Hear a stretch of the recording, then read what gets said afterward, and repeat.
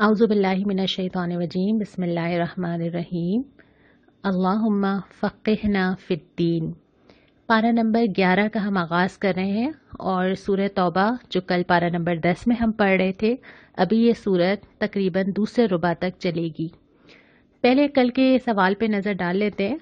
कल का सवाल शायद आपको मुश्किल लगा क्योंकि मैंने उसमें आपसे आयत नंबर पूछा था कि अल्लाह ताला के यहाँ किन लोगों का दर्जा बड़ा है, ये सूरह तौबा में कहाँ आया है।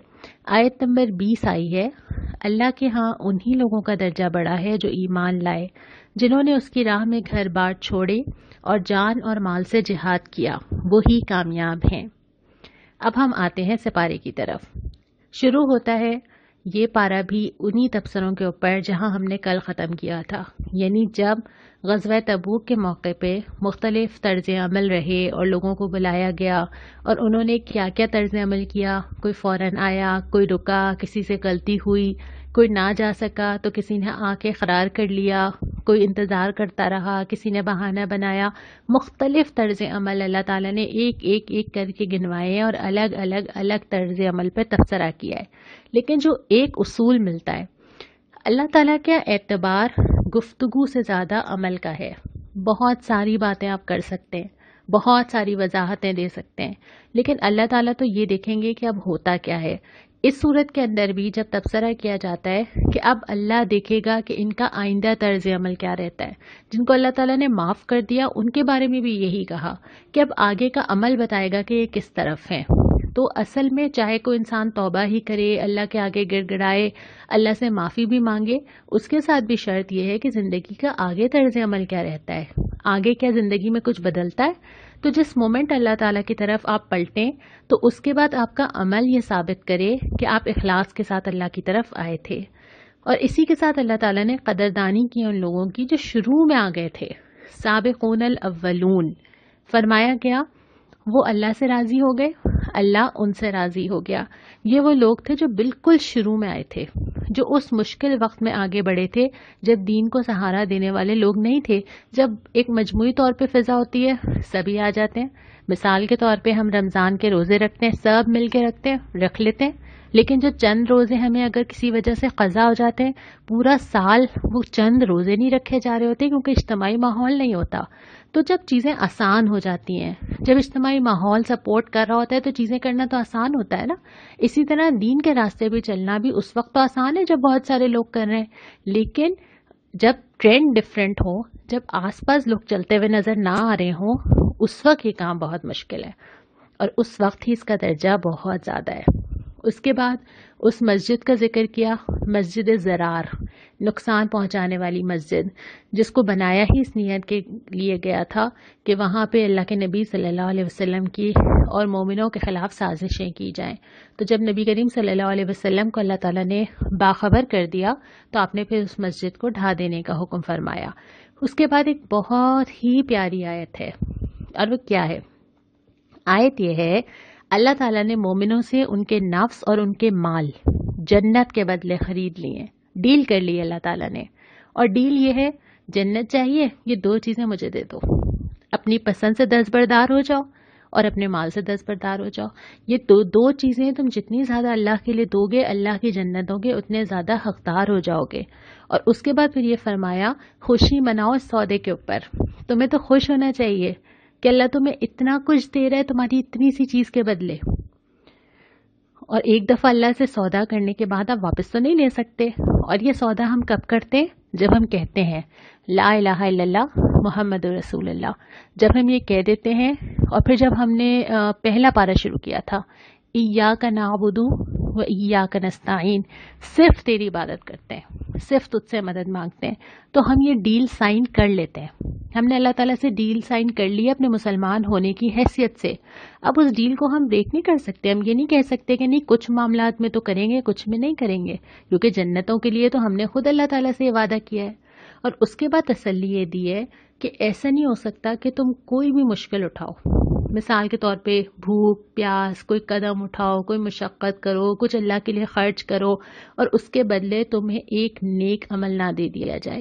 ہر وہ چیز چاہے وہ ایک چھوٹا سا کانٹا ہو، مجھے تو یاد بھی نہیں ہے کہ کیا کیا ہوا ہوگا 10 سال 20 سال 15 سال پہلے، لیکن اللہ تعالیٰ ہر مشقت اور مشکل کے بدلے عمل صالح کا وعدہ کرتا ہے. اسی مقام پہ جہاں اللہ تعالیٰ نے یہ فرمایا ہے کہ اللہ نے مومنوں کے مال اور ان کی جانیں جنت کے بدلے خرید لی ہیں، وہاں اللہ تعالیٰ نے کچھ کوالٹیز بھی بتا دی ہیں، ساتھ ہی بتا دی ہیں کہ جو لوگ ایسے ہوتے ہیں جو اللہ سے یہ ڈیل کر لیتے ہیں وہ پھر کیسے ہوتے ہیں. اور کچھ تقریباً 7-8 کوالٹیز اللہ تعالیٰ نے یہاں پہ بتائی ہیں کہ ان لوگوں کے اندر یہ صفات ہوتی ہیں. تو یہ میں آپ کے اوپر چھوڑتی ہوں، آپ مجھے بتائیے کہ اس مقام پہ اللہ تعالیٰ نے کیا کیا چیزیں بتائی ہیں کہ جنت کا سودا کرنے والے لوگ کیسے ہوتے ہیں. اس کے بعد پھر ہم آ جاتے ہیں دوسرے ربع کے اوپر. یہاں سے سورہ یونس شروع ہو جاتی ہے جو کہ مکی صورت ہے، اور اب بالکل موضوع بیان بدل جاتا ہے. موضوع کیا بدل جاتا ہے؟ اس سے پہلے مدنی صورتیں آئی تھیں، بہت سارے احکامات آئے تھے. اب آتے ہیں ہم ایمان کے اوپر. ایمان، دنیا، آخرت، اللہ کی نشانیاں.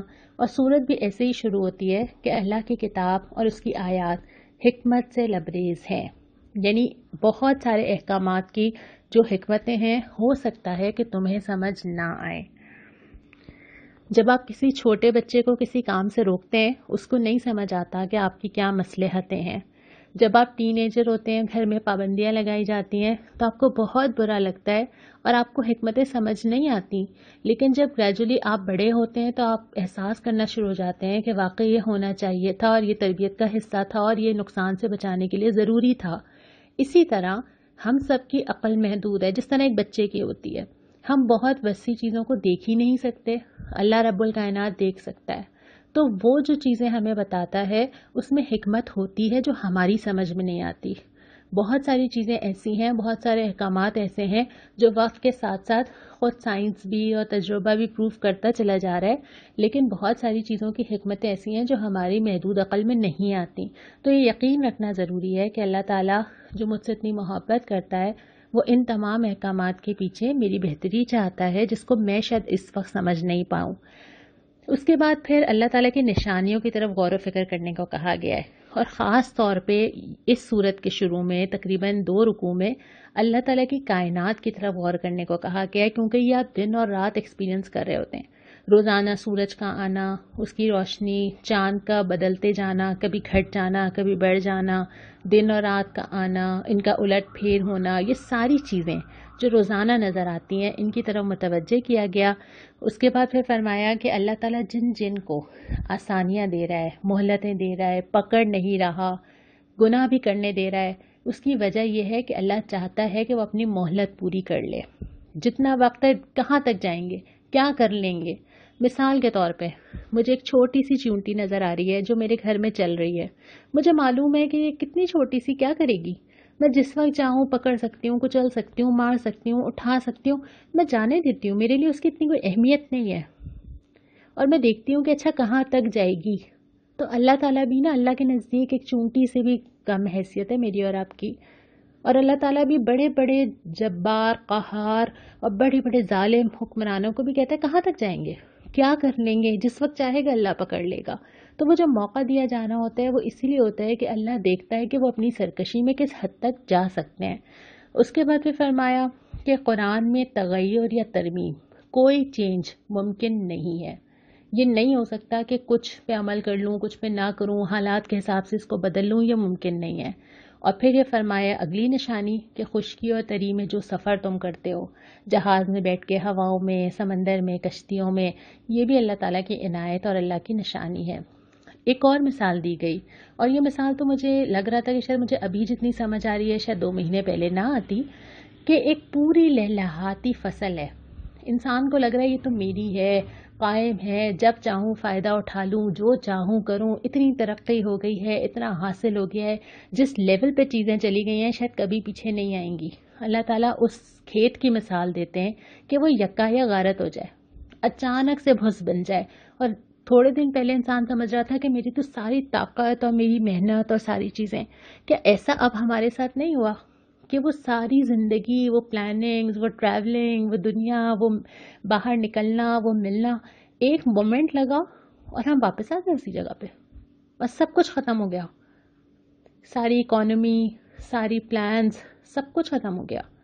تو یہ اللہ تعالیٰ نے دنیا کی بے ثباتی کا ذکر کیا ہے کہ جو دنیا نظر آتی ہے نا، یہ اتنی ہی ٹیمپرری اور اتنی ہی بے وقت چیز ہے۔ اس کے بعد پھر تیسرے ربع کے اوپر آ جاتے ہیں۔ تیسرے ربع کے اندر سوالات کیے گئے اور یہ سارے سوال وہ ہیں جو سوچنے پہ مجبور کرتے ہیں۔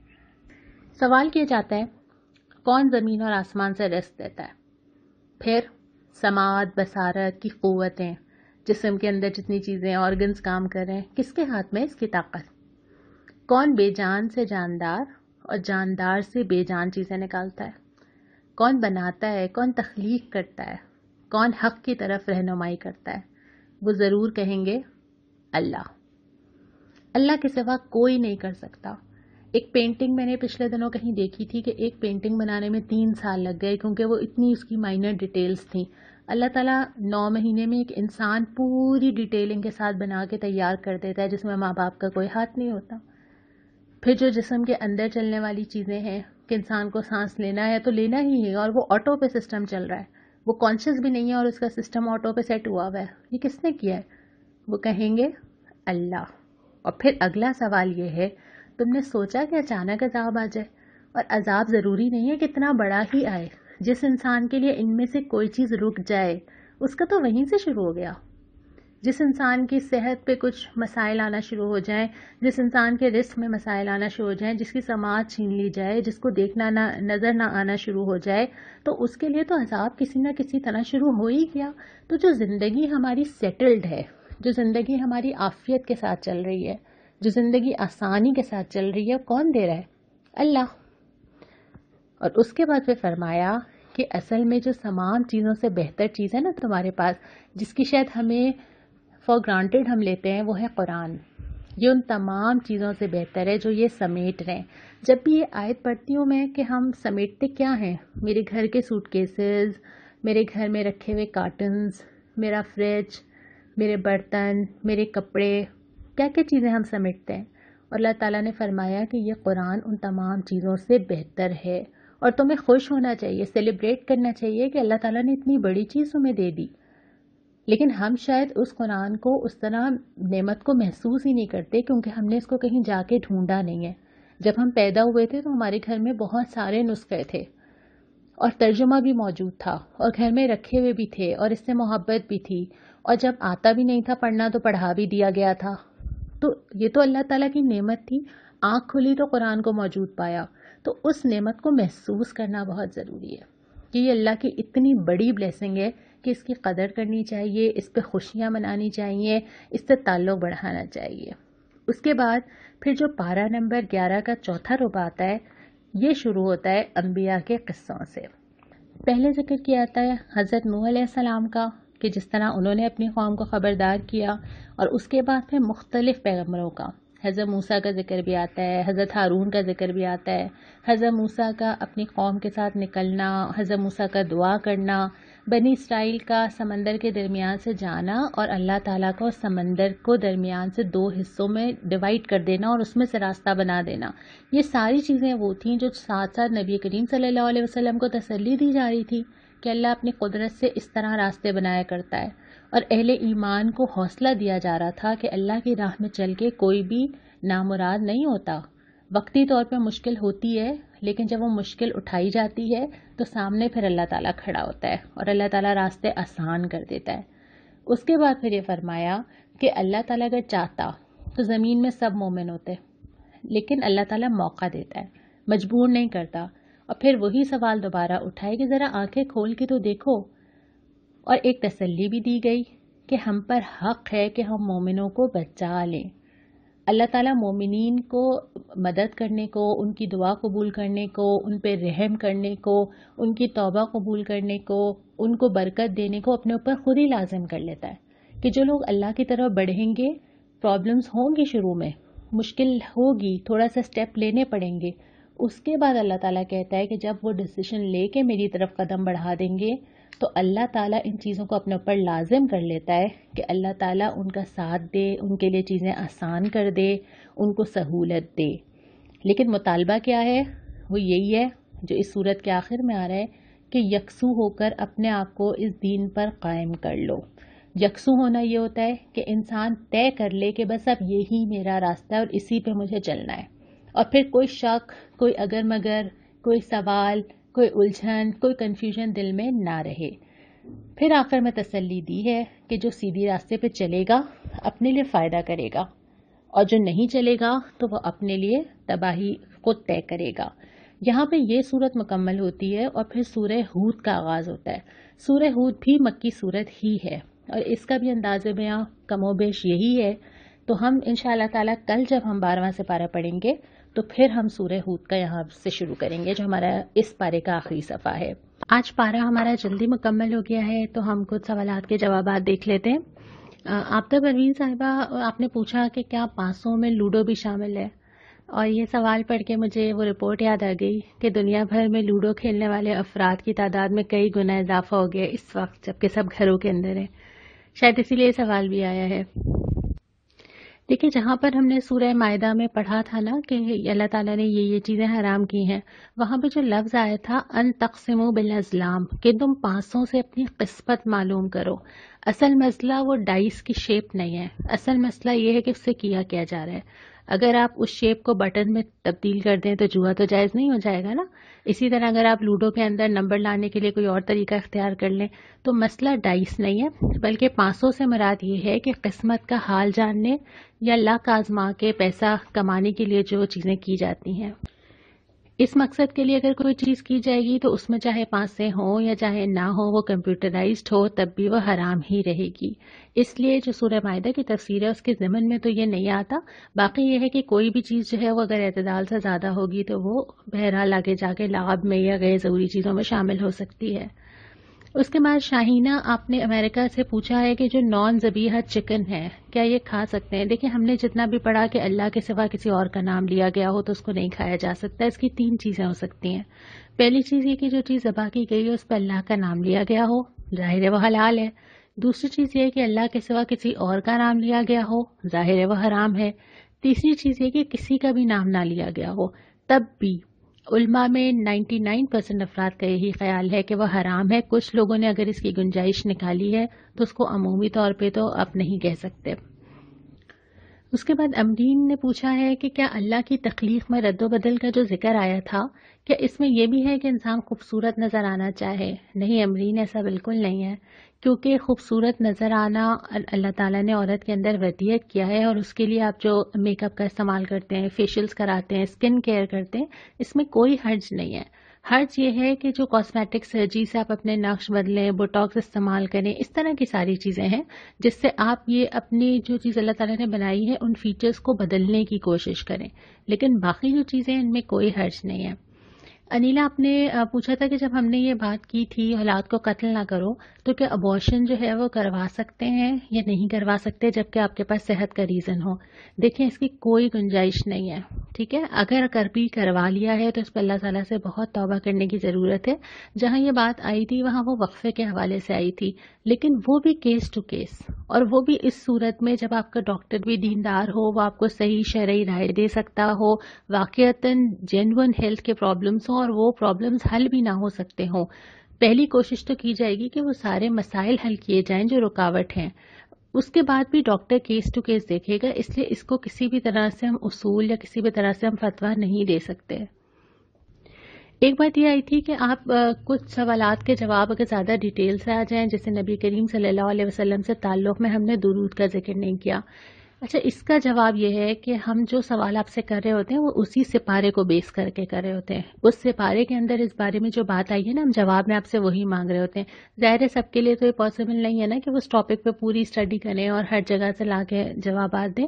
صرف جو سپارہ ہم نے پڑھا ہے اس میں آپ کو اس کے بارے میں کیا جواب ملا ہے۔ ایک اور سوال ہے لیکن اس میں نام نہیں لینا کیونکہ بچوں کو پتہ چل جائے گا، اور سوال یہ ہے کہ یہ آج کل کے بچے بدتمیزی کرتے ہیں، کیا کیا جائے؟ کیا بچے صرف بدتمیزی کرتے ہیں؟ اگر میں آپ سے یہ پوچھوں کیا ماں باپ نہیں کرتے؟ کیا ماں باپ جھڑکتے نہیں ہیں، چیختے نہیں ہیں، بعض اوقات ہاتھ بھی اٹھا لیتے ہیں؟ تو مسئلہ یہ ہے کہ یہ انسان کرتے ہیں اور اپنی تربیت کی وجہ سے کرتے ہیں، جب وہ بچے ہوتے ہیں جب بھی، اور جب وہ ماں باپ بنتے ہیں جب بھی۔ اور اس بات کا خیال رکھنا بھی بہت ضروری ہے کہ جس طرح ماں باپ کی ایک رسپیکٹ ہے نا، اس طرح بچوں کی بھی ایک رسپیکٹ اور حقوق ہیں۔ اللہ تعالیٰ نے دونوں کو ایک دوسرے کا ذمہ دار بھی بنایا ہے، حقوق ادا کرنے کی ہدایت بھی کی ہے، اور دونوں ایک دوسرے کے بارے میں اللہ تعالیٰ کو جواب بھی دیں گے۔ بچوں نے تو ریسپیکٹ کرنی ہی ہے، لیکن ماں باپ بھی جواب دیں گے کہ اگر انہوں نے اپنے بچوں کے ساتھ کوئی زیادتی کی ہے۔ لیکن عمومی طور پہ جو ہماری آج کی نئی جنریشن ہے یہ بہت زیادہ سمجھدار ہے اور یہ بہت زیادہ سوال کرتی ہے، جو پچھلی جنریشن نہیں کرتی تھی۔ اب جب یہ بہت سوال کرتی ہے تو کبھی کبھی ہمارے لیے ان کو ہینڈل کرنا بھی مشکل ہو جاتا ہے، اور یہی ان کی سب سے بڑی خوبی ہے۔ اگر یہی خوبی ان کی پازیٹیولی دیکھیں نا کہ یہ جس راستے پہ چلنا چاہتے ہیں، یہ مطمئن ہونا چاہتے ہیں، تو اللہ تعالیٰ نے اگر ان کے اندر یہ سمجھداری دی ہے تو اس سمجھداری کو تو سمجھنا چاہیے، قبول کرنا چاہیے، برداشت بھی کرنا چاہیے اور مطمئن بھی کرنا چاہیے۔ رہی بات یہ کہ ہم معاملات کے دوران جو اخلاقی حدیں کراس کر جاتے ہیں تو اس سلسلے میں دونوں کو ہی یہ یاد رکھنا چاہیے کہ ہمیں جواب اللہ رب العالمین کو ہی دینا ہے۔ کچھ سوال ابھی باقی ہیں، لیکن انشاءاللہ آئندہ کسی بھی دن کسی بھی ویڈیو میں ہم ان سوالات کو کور کریں گے۔ اب ہم دعا کی طرف چلتے ہیں۔ اس سپارے کے اندر جو دعا آئی ہے، کل ہم نے کوئی دعا اس لیے نہیں پڑھی تھی کہ کل ہمارے پورے سپارے میں کوئی دعا نہیں آئی تھی۔ اس سپارے کے اندر جو دعا آئی ہے وہ یہ ہے: ربنا لا تجعلنا فتنة للقوم الظالمین ونجنا برحمتک من القوم الکافرین۔ اے رب، ہمیں ظالم لوگوں کے لیے فتنہ نہ بناؤ اور اپنی رحمت سے ہمیں کافر لوگوں سے یا کافر قوم سے نجات عطا فرما۔ اللہ سے دعا ہے کہ اللہ اپنے دین کے راستے پہ چلنا ہم سب کے لیے آسان کرے۔ وآخر دعوانا ان الحمد للہ رب العالمین۔